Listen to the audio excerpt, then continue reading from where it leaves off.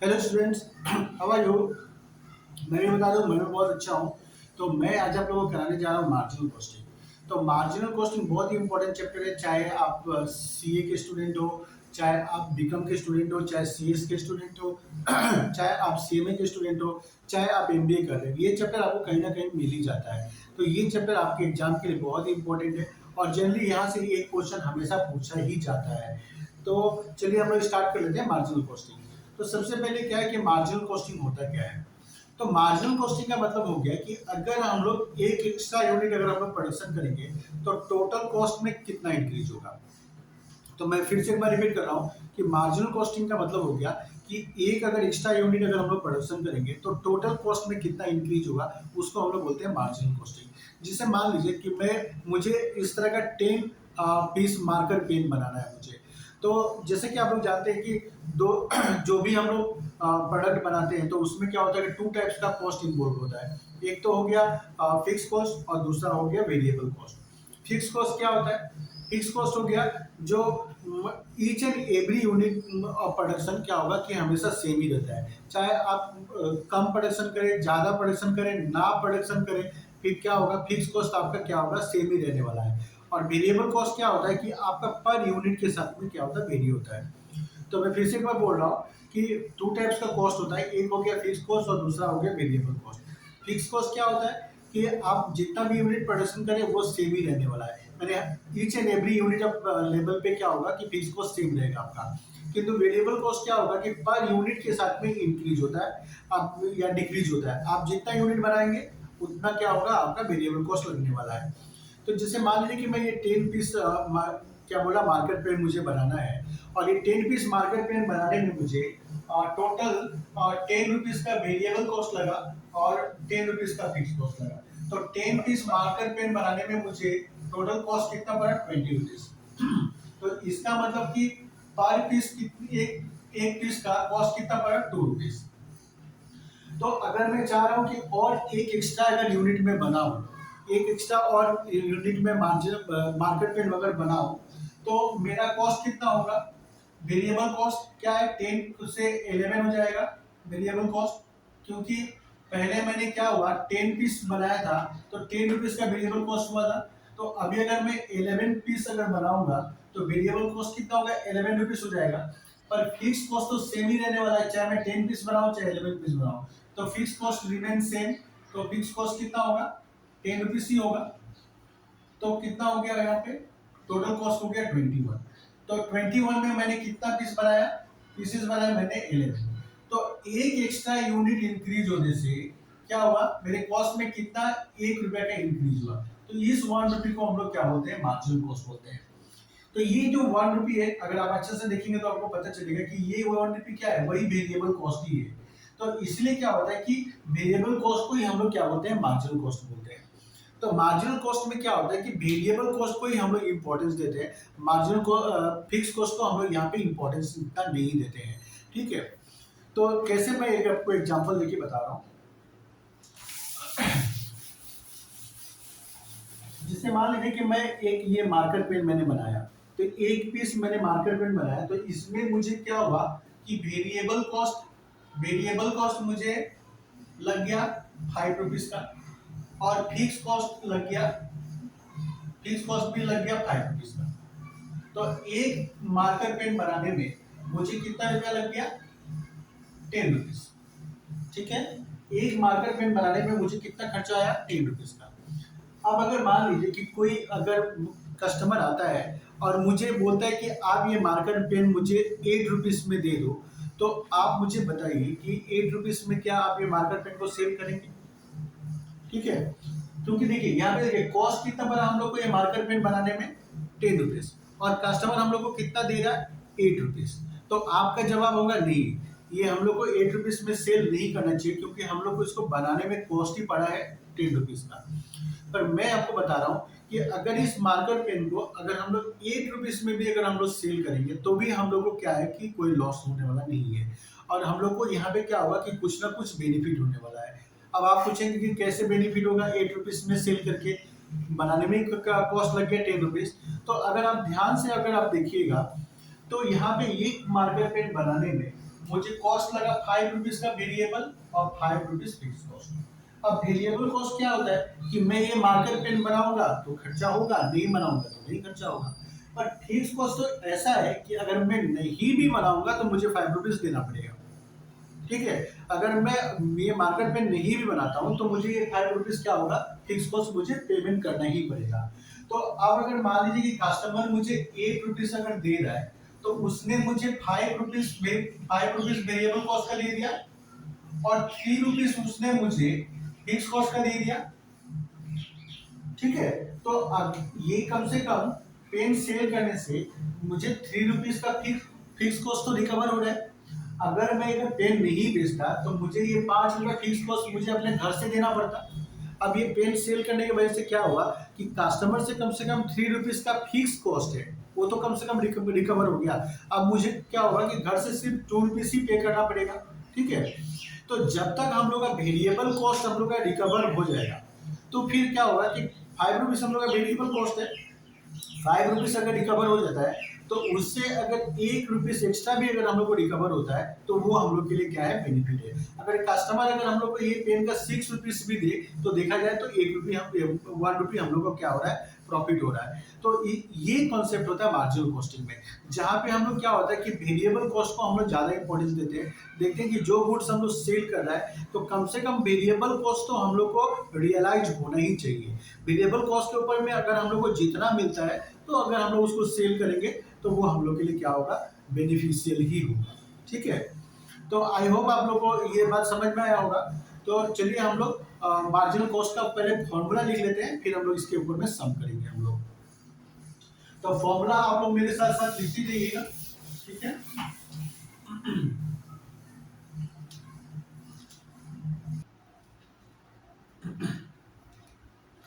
तो सबसे पहले लिखे number 1 marginal cost equation.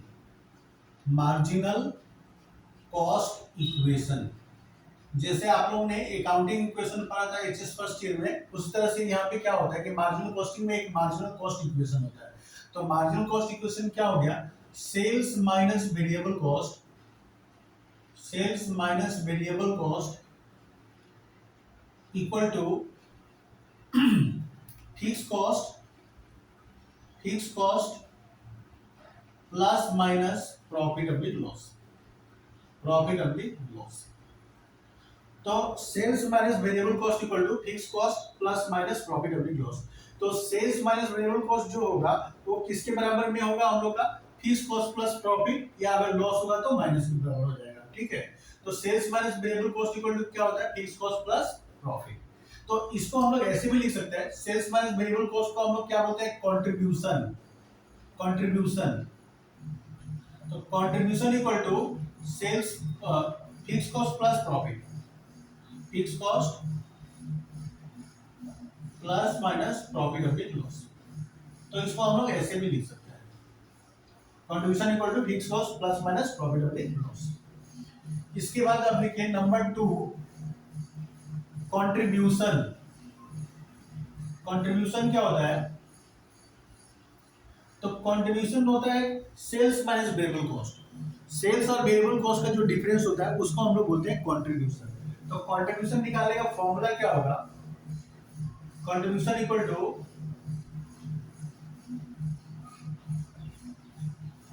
Sales minus variable cost, sales minus variable cost. तो सेल्स से अगर हम लोग वेरिएबल कॉस्ट को माइनस कर देंगे तो क्या होगा, कंट्रीब्यूशन निकल जाएगा। इसके बाद नंबर 3 लिखिए profit volume ratio, profit volume ratio, profit volume ratio. इसको हम लोग शॉर्ट फॉर्म में पीवी रेशियो भी लोग बोलते हैं, पीवी रेशियो। तो प्रॉफिट वॉल्यूम रेशियो निकालने का दो फॉर्मूला है। पहला तो हो गया PV ratio equal to contribution, contribution divide by sales into 100, contribution divide by sales into 100। तो ये जो कंट्रीब्यूशन है इसको कंट्रीब्यूशन के बदले में हम लोग ये भी तो लिख सकते हैं ना, fix cost plus profit fix cost plus profit divide by sales into 100, sales into 100। तो एक ही फॉर्मूला है।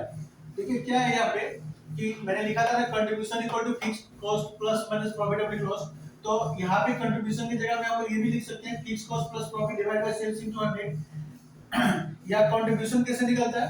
कंट्रीब्यूशन निकालने का फॉर्मूला क्या है? Sales minus variable cost. तो हम लोग इसको ऐसे भी लिख सकते हैं, sales minus variable cost, variable cost divide by sales into 100। तो कोई सा भी आप यूज कर ले फॉर्मूला, बात एक ही है। पर मैं तो बोलूंगा कि हमेशा आप ये वाला फॉर्मूला ही ज्यादा यूज करें, ठीक है। और अगर कभी क्या है कि कंट्रीब्यूशन ना देके फिक्स कॉस्ट और प्रॉफिट क्वेश्चन में अगर दिया हुआ है, कभी कभी क्या होता है क्वेश्चन में सेल्स और वेरिएबल कॉस्ट नहीं दिया रहता है, पर सेल्स और वेरिएबल कॉस्ट नहीं दिया है पर फिक्स कॉस्ट और प्रॉफिट हम लोग को पता है। तो वैसे में हम लोग क्या करेंगे कि फिर ये fix cost plus profit divide by sales into 100 वाला फॉर्मूला लगा के हम लोग क्या होगा पीवी रेशियो निकाल देंगे। और पीवी रेशियो निकालने का एक और फॉर्मूला है। पीवी रेशियो हम लोग और एक फॉर्मूला से निकाल सकते हैं। PV ratio equal to change in profit, change in profit divide by change in sales, change in sales into 100। Change in profit divide by change in sales into 100, ठीक है। तो पीवी रेशियो निकालने का generally दो formula होता है, और दोनों फॉर्मूला कहाँ और कैसे कैसे यूज होता है मैं आपको आगे बताऊंगा कि कौन सा क्वेश्चन में आपका कौन सा फॉर्मूला अप्लाई करना है। अब इसके बाद आ जाइए ब्रेक इवन पॉइंट। तो हम लोगों ने मार्जिनल कॉस्ट इक्वेशन सीखा, कंट्रीब्यूशन कैसे निकालेंगे निकालना है उसका फॉर्मूला हम लोग ने सीख लिया, प्रॉफिट वॉल्यूम रेशियो कैसे निकालेंगे हम लोग उसको सीख लिया। अब हम लोग देखेंगे कि ब्रेक इवन पॉइंट, कि ब्रेक इवन पॉइंट कैसे निकलता है। तो सबसे पहले क्या है कि ब्रेक इवन पॉइंट क्या होता है? तो ब्रेक इवन पॉइंट का मतलब हो गया कि जहां पे एक्चुअल कॉस्ट और सेल दोनों क्या होता है हम लोग का इक्वल हो जाता है। मतलब जहां पे क्या होगा कि रेवेन्यू और टोटल कॉस्ट, रेवेन्यू और टोटल कॉस्ट जिस पॉइंट पे इक्वल हो जाता है उसको हम लोग बोलते हैं ब्रेक इवन पॉइंट। मतलब इन शॉर्ट और सिंपल लैंग्वेज में मैं बोलूं तो ब्रेक इवन पॉइंट का मतलब हो गया कि जहां पे हम लोग का टोटल कॉस्ट रिकवर हो जाता है उसको हम लोग बोलते हैं ब्रेक इवन पॉइंट। मतलब ये एक ऐसा पॉइंट होता है जहां पे आपको प्रॉफिट भी नहीं होता है, लॉस भी नहीं होता है। मतलब कोई काम अगर आपने मान लीजिए कि स्टार्ट किया और उसको काम करने में आपका 10,000 का कॉस्ट पड़ गया, तो अगर आपका 10,000 कॉस्ट रिकवर हो गया तो उसको हम लोग बोलेंगे ब्रेक इवन पॉइंट। अब उसके बाद में आपका क्या होगा कि जितना भी आपका इनकम होगा या उससे जितना ज्यादा ऊपर जाएगा उसको हम लोग क्या बोलेंगे? प्रॉफिट बोलेंगे। तो 10,000 अगर आपने खर्चा किया और 10,000 अगर आपका रिकवर हो गया तो हम लोग बोलेंगे ब्रेक इवन, और उसके ऊपर जितना होगा उसको हम लोग क्या बोलेंगे? प्रॉफिट बोलेंगे हम लोग। तो break even point, break even point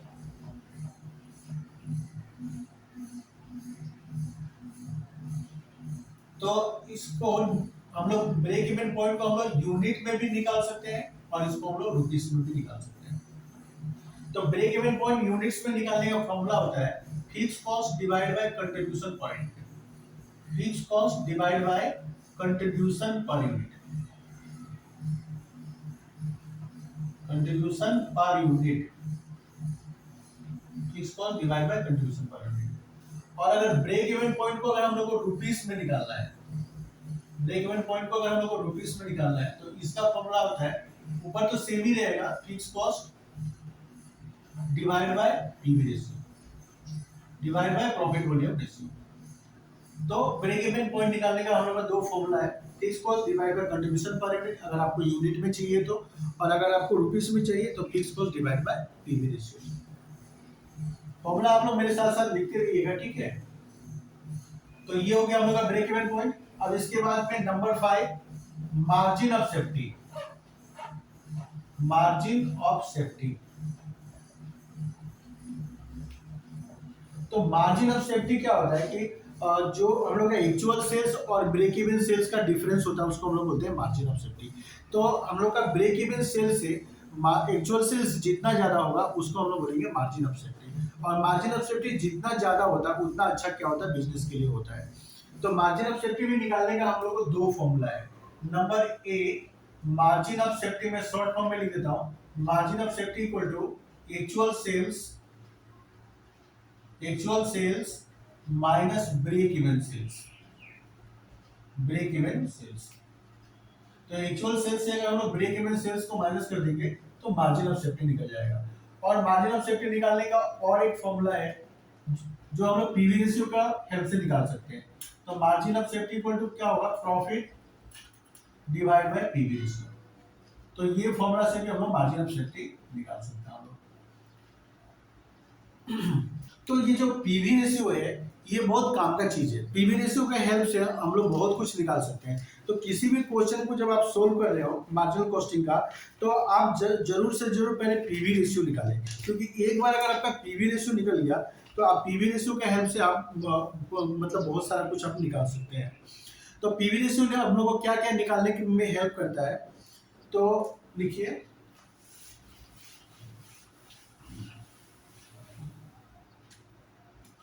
with the help of PV ratio, with the help of PV ratio,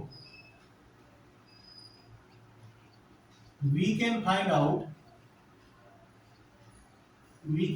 out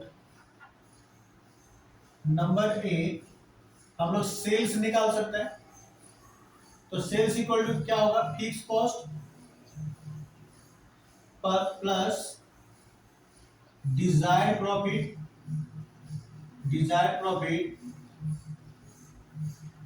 divide by PV ratio. Number B, fix cost के हेल्प से हम लोग वेरिएबल कॉस्ट भी निकाल सकते हैं। हम लोग वेरिएबल कॉस्ट, तो वेरिएबल कॉस्ट कैसे निकलेगा, sales into 1 minus PV ratio.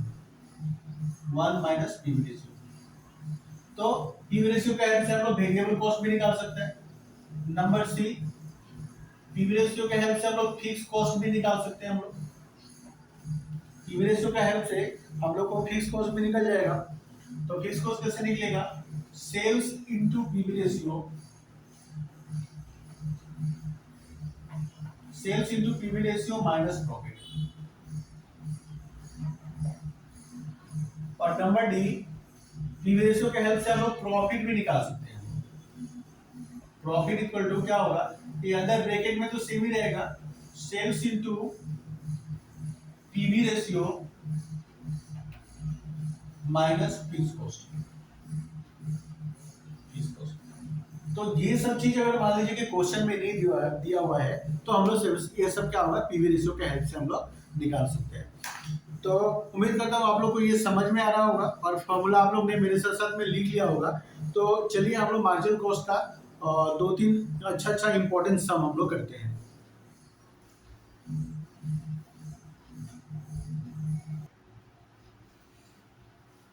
तो देखिए मैंने बोर्ड पे क्वेश्चन ले लिया है, तो आप ध्यान से देखिए तो क्या होगा कि यहाँ पे आपको 2 क्वेश्चन दिखाई पड़ेगा। ठीक है, देखिए क्या बोला है, calculate PV ratio from the following information. ठीक है, आप लोग को देख के लग रहा होगा कि एक ही क्वेश्चन है, पर यहाँ पे मैंने 2 क्वेश्चन लिखा है। ये एक अलग क्वेश्चन है, ये और एक अलग क्वेश्चन है। तो क्वेश्चन में हम लोग को पूछा क्या है, पीवी रेशियो निकालने के लिए।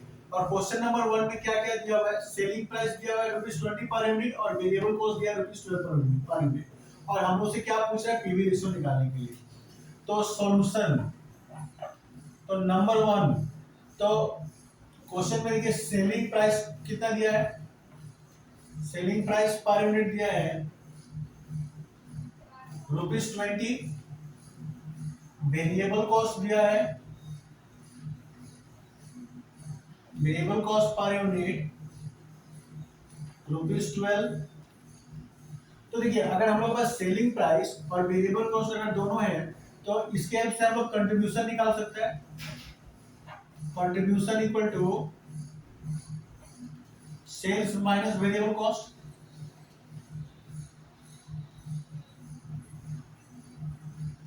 तो सेल कितना है 20 और वेरिएबल कॉस्ट कितना है 12, तो निकल गया 8।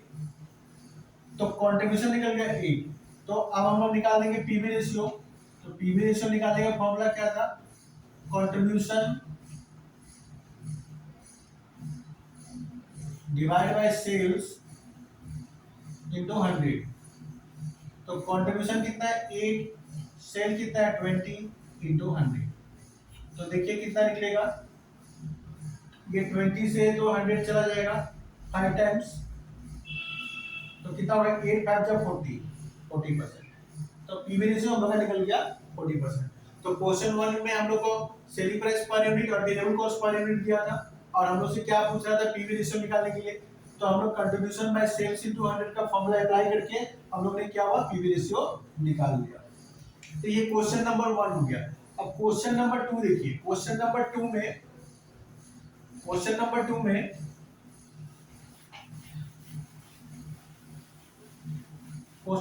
में हम लोग क्या हुआ कि 2 इयर्स का सेल्स और 2 इयर्स का प्रॉफिट दिया हुआ है।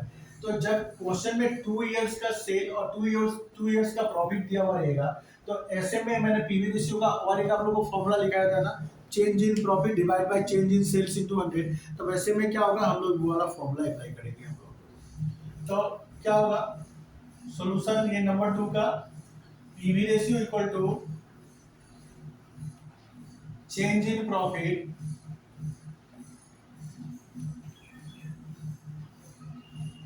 divided by change in sales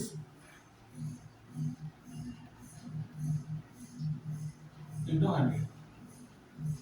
तो चेंज इन प्रॉफिट, तो प्रॉफिट में देखिए कितना चेंज आया है, लास्ट ईयर 20,000 का प्रॉफिट था, इस बार 25,000 का प्रॉफिट हो गया, तो इसका मतलब प्रॉफिट में हम लोग को 5,000 का चेंज आया है, तो 5,000। सेल में देखिए कितना का चेंज आया है, 1,50,000 से 1,70,000 हो गया, इसका मतलब 20,000 का चेंजेस आया है इंटू 100। तो अब निकाल दीजिए क्या होगा, 0 0 कैंसिल आउट हो गया, ये 2 0 से ये 2 0 को भी हम लोग कैंसिल आउट कर देंगे, और 2 से 25 गया, 50 गया 25 टाइम्स में 25%, तो ये निकल गया हम लोग का PV ratio, change in profit divide by change in into sales into 100। तो चेंज इन प्रॉफिट आया हम लोग का 5,000, चेंज इन सेल्स कितना हुआ 1,50,000 से 1,70,000 हो गया, इसका मतलब 20,000 का प्रॉफिट में चेंजेस, सेल में चेंजेस आया है, तो 5,000 बाय 20,000 इनटू 100, तो ये हम लोग का निकल गया 25%। तो उम्मीद करता हूँ आप लोग को ये दोनों समझ में आया होगा, और आप लोग ने सीख लिया होगा कि पीवी रेशियो हम लोग कैसे निकालते हैं। तो चलिए हम लोग एक और दूसरा क्वेश्चन लेते हैं और देखते हैं कि और कैसे निकाला जाता है।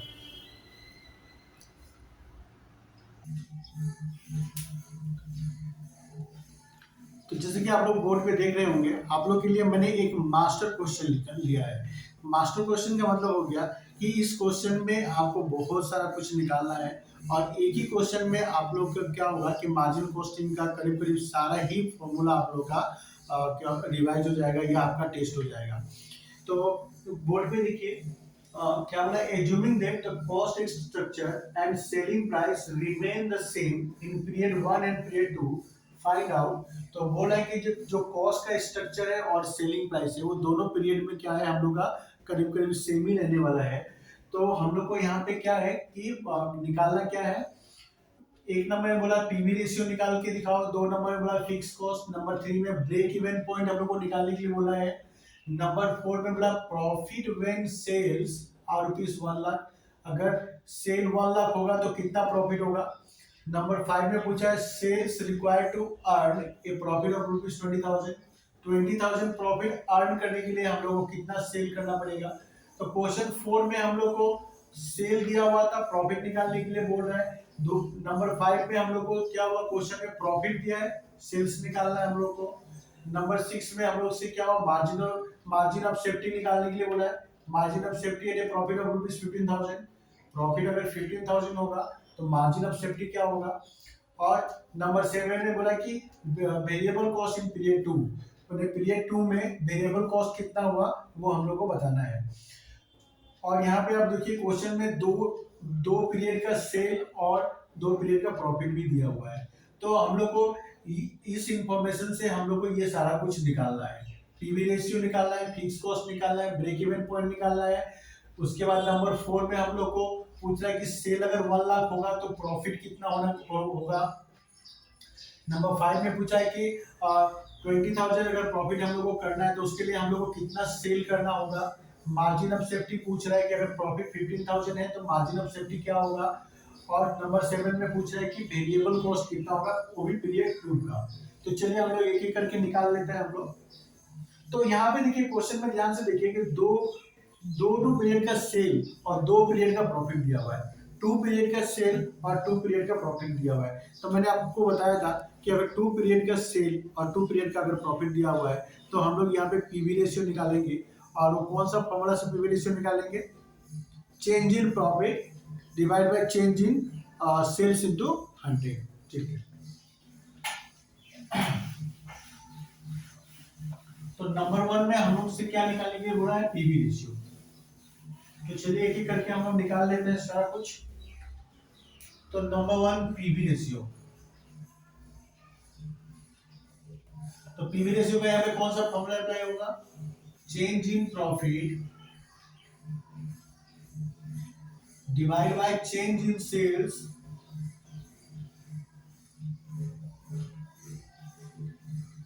इंटू 100।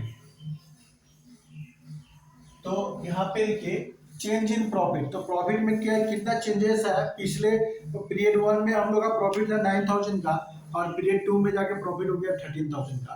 तो इसका मतलब है कि प्रॉफिट में हम लोग का चेंज आया 4000 का। और सेल हम लोग का कितना था?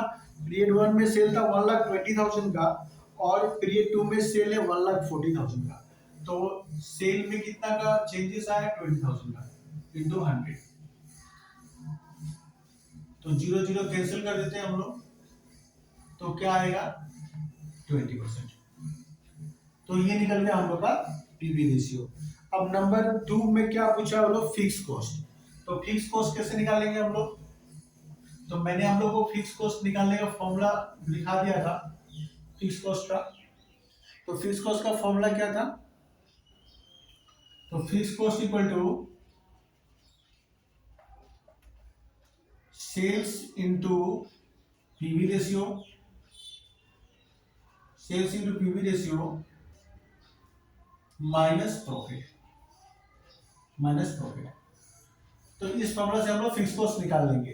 तो एक बार आप ध्यान रखिएगा कि जिस पीरियड का आपने सेल लिया उसी पीरियड का प्रॉफिट को आप लोग को यूज करना है। मैंने पीरियड 1 का अगर सेल आप ले रहे हैं तो पीरियड 1 का ही प्रॉफिट का यूज कीजिएगा। ठीक है, ऐसा ना हो कि पीरियड 1 का सेल लिया और पीरियड 2 का प्रॉफिट को आप लोग ने यूज किया, तो ऐसा नहीं मिलेगा।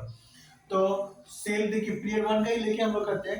पीरियड 1 में सेल कितना है? 1,20,000 और पीवी रेशियो हम लोग का निकला 20%, 20/100।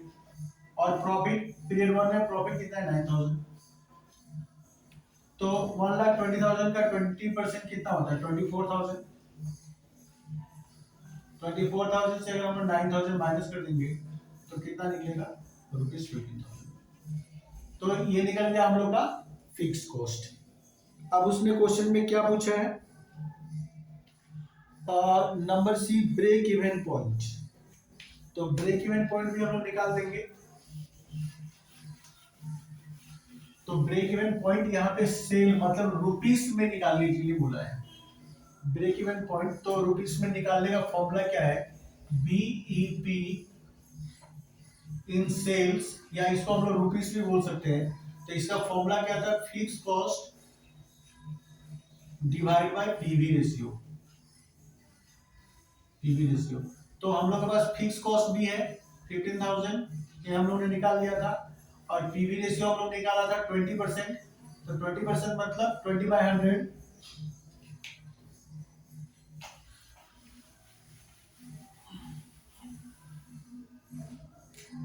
तो 15,000 इंटू 100, ये 100 क्या होगा? ऊपर चला जाएगा, डिवाइड बाय 20। तो 20 से 100 चला जाएगा 5 टाइम्स, तो 15,000 इंटू 5 ₹75,000। तो ये निकल गया हम लोग का ब्रेक इवन पॉइंट। नंबर 4 में क्या पूछा है लोग? Profit when sales are ₹1,00,000। अगर सेल अगर हम लोग का 1,00,000 होगा तो फिर प्रॉफिट कितना होगा? तो यहाँ पे हम लोग को क्वेश्चन में क्या निकालने के लिए बोला है? प्रॉफिट निकालने के लिए बोला है। तो प्रॉफिट का भी मैंने फॉर्मूला आप लोगों को लिखा दिया था। प्रॉफिट का फॉर्मूला क्या था? Profit equal to sales into PV ratio, sales into PV ratio minus fix cost. तो सेल सेल तो क्वेश्चन में ही दिया हुआ है 1 लाख। तो क्वेश्चन में सेल दिया है हम लोग का नंबर क्वेश्चन नंबर डी 4 में उसी सेल को लेना है हम लोग को। तो पीवी रेशियो कितना है 20/100 माइनस फिक्स कॉस्ट कितना है 15,000। तो 1 लाख का 20% कितना होगा 20,000। 20,000 माइनस 15,000 तो प्रॉफिट निकल के हम लोग का ₹5,000। तो क्वेश्चन नंबर 4 भी हम लोग का सोल्व हो गया।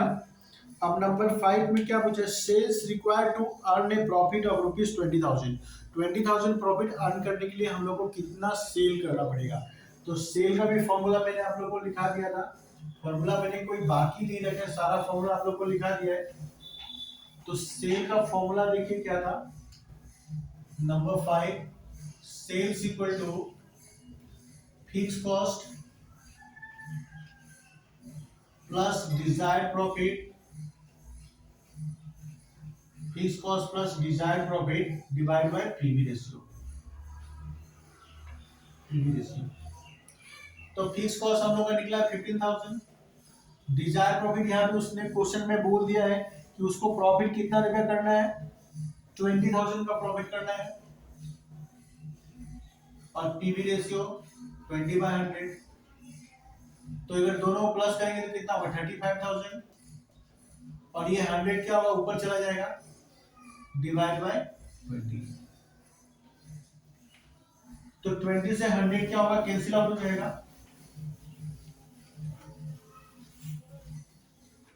तो 20 से 100 को 5 टाइम्स में कैंसिल हो जाएगा और 35,000 को अगर हम लोग 5 से डिवाइड करेंगे तो कितना आएगा 1,75,000।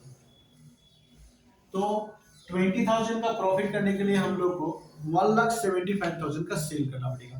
तो नंबर 5 भी हम लोग ने कर लिया। अब क्या पूछा है नंबर 6 में, margin of safety eight A profit of ₹15,000। Profit अगर 15,000 होगा तो मार्जिन ऑफ सेफ्टी क्या होगा। तो मार्जिन ऑफ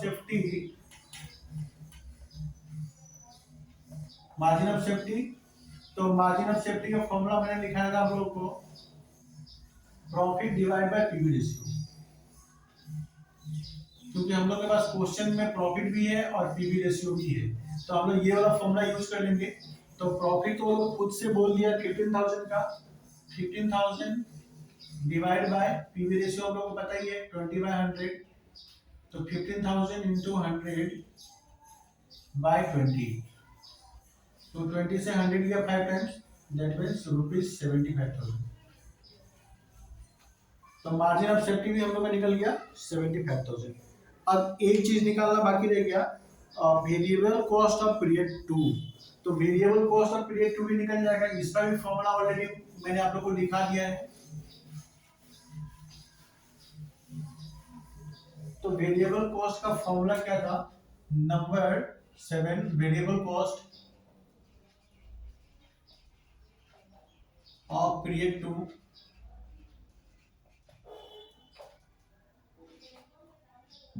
तो वेरिएबल कॉस्ट इक्वल टू